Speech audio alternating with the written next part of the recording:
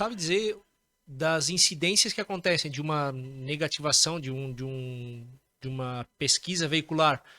Qual é a incidência maior que acontece? É de sinistralidade? É de questões jurídicas? É que o carro está alienado? Assim, antes da pandemia, existia um mercado que ele era, entre aspas, marginalizado, que era o mercado de veículos oriundos de leilão, por exemplo. Né? Até hoje, a turma fala, não, carro de leilão não compro. Começou a ter a escassez de produtos de qualidade no mercado, né? Depois da pandemia. Uhum. As montadoras pararam de entregar, Os os novos. veículos seminovos subiram enormemente, veículos que subiram 30% do valor da FIP. Por quê? Porque não tinha e ainda não tem no mercado veículos seminovos de qualidade. E nessa tomada que teve do aquecimento do nosso mercado, os veículos de leilão aumentaram absurdamente, né? A negociação. Então, para você ter uma ideia, antes do mercado passar pela pandemia, existia uma média aí de 40% das consultas, das pesquisas veiculares, onde tinha uma base de dados, eram veículos de leilão. Hoje, é 55% de, Cara, é ne muita de coisa. É negociação, muito. né, de banco de dados que existem informações de leilões. Mas a gente tem que se atentar pelo seguinte, poxa, é porque é de leilão, eu vou abandonar a negociação, eu vou botar lá embaixo o preço do veículo? Não, porque existe o leilão por perda total, né, por Uhum, sinistro uhum, uhum. de média para grande Que monta, vai ter avaria que talvez tem num avaria produto exatamente, e mais existe aqueles que aconteceu, financeiro que é a apenas. parte financeira. Então, hoje, para você ter uma ideia, 55% dos veículos vendidos através de leilão não são veículos sinistrados.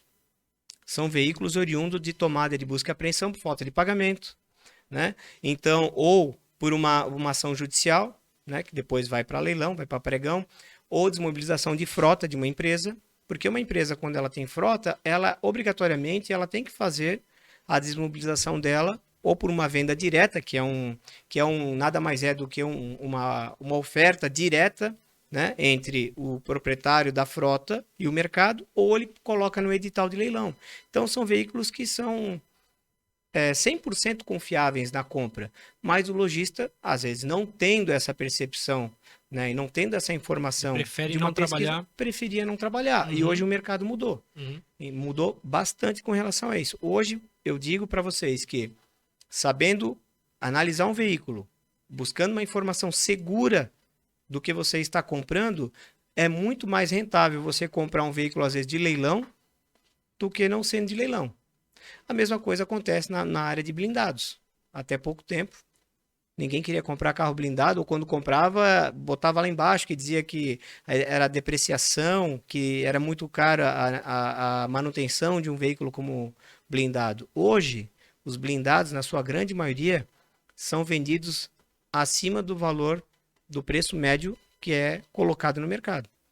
Óbvio, tem a condição da insegurança nas grandes cidades, tem a questão hoje do status, né, de um camarada andar com um carro premium e blindado. Então, o mercado, ele vai mudando muito. E essas informações, a Autocrivo também tem.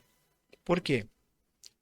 Se você blinda um veículo, por exemplo, ele mudou a característica dele, né? Tá registrado no documento. Tem que estar registrado no documento.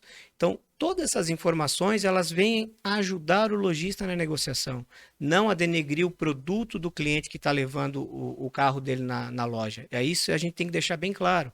E o bacana é que o lojista pode escolher o que ele quer fazer, qual a informação que ele quer. Ah, eu quero só ver se o veículo é de leilão. A Autocrivo te oferece essa informação.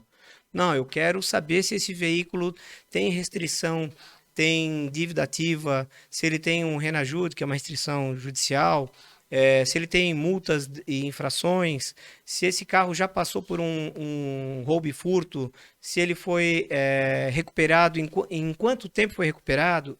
Ou seja, a gente tem uma gama muito grande para oferecer para o lojista ter a segurança na negociação, tanto na hora de comprar o seu veículo e botar no seu estoque, quanto na hora de vender para o seu cliente final. Legal. É uma aula, né, meu amigo? É. É uma aula. Ô, Faraco, deixa eu te perguntar uma coisa. Hoje, quem que é cliente da Autocrivo né? Você de repente vai dizer assim, ah, Caio, só concessionária, só revenda multimarcas, ambos.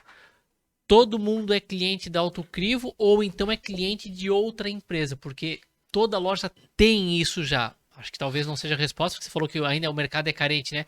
Então eu queria saber quem que a Autocrivo atende e se hoje existem muitas empresas que não fazem essas consultas ou só fazem às vezes. Eu acho que você conhece muito bem o mercado.